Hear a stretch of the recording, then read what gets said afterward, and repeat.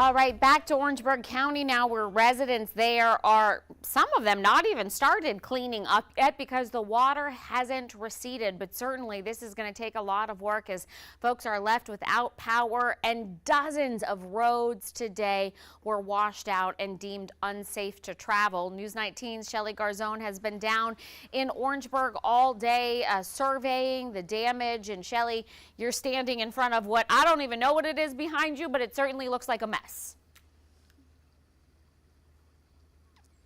Yeah, Andrew, that's right. Like you mentioned, we spent the day in Orangeburg County, and like Brianna said, the city of North is where, or the town of North, excuse me, is where we saw the most damage so far today. Lots of flooding, lots of residents experiencing damages in their house, and the city of Orangeburg itself is not any exception to that severe flooding that you'd mentioned. And behind me is the Edisto Memorial Gardens, and you can see the roads are completely cut off, and these roads are just completely unrecognizable tonight. Lots of residents out here trying to take pictures and get a better idea of this flooding that the city is experiencing. And of course, law enforcement is urging people to stay off the roads as much as possible tonight as they try and clean up some of these roads and until this water clears. And like I mentioned earlier, I spoke with some residents in North who said that they have never seen such mass flooding before. We never dreamed of this happening at our house, never. Travis Chavis is one of many residents who experienced heavy flooding at his home after 13.5 inches of rain fell in the northeastern part of Orangeburg County Wednesday night. It busted so much pressure on there, it busted one of our water lines now, so not only did we have the rain with the flood, we have a busted water line also going into the water as well. Chavis says his family pumped water out of their basement for nearly 5 hours. Losing mementos, he says, are irreplaceable. It's a lot of sentimental stuff, Christmas stuff, fall stuff, a lot of stuff that our kids made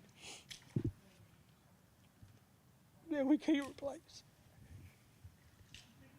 Other residents in North say they could barely leave their homes Thursday morning. And I didn't have any idea that it was as bad as it was in my mudroom down there, but that's where all my freezers are, and the wash machine and all that's underwater.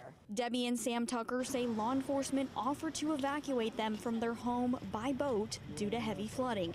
They say their vehicles suffered lots of damage. It's probably, we're going to have to probably cover it under the insurance as well, so I think it's probably gone. If it rises anymore, we won't be able to get the avalanche out. So then we would actually have to utilize the boat. And we've got a boat sitting in the backyard, we just can't get to it. Residents encourage people to stay home if possible. You don't know what's in this water, and it's muddy and you can't see anything, so the best thing to do is to stay out of it. If you can reach high ground, get to high ground, stay out of this mess. Yeah, and Andrea, as you saw Travis there, this is a very emotional time for people who live in Orangeburg County.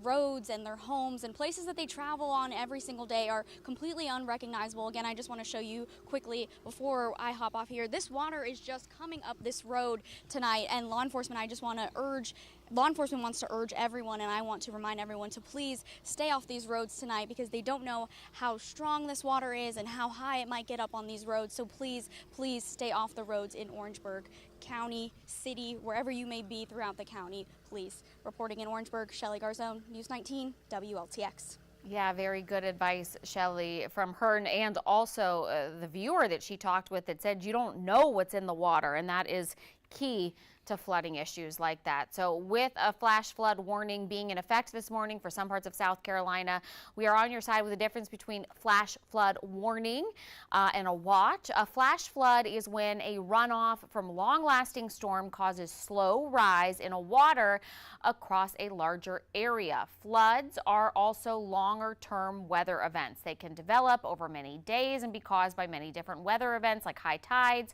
or overflows. So that is a flood.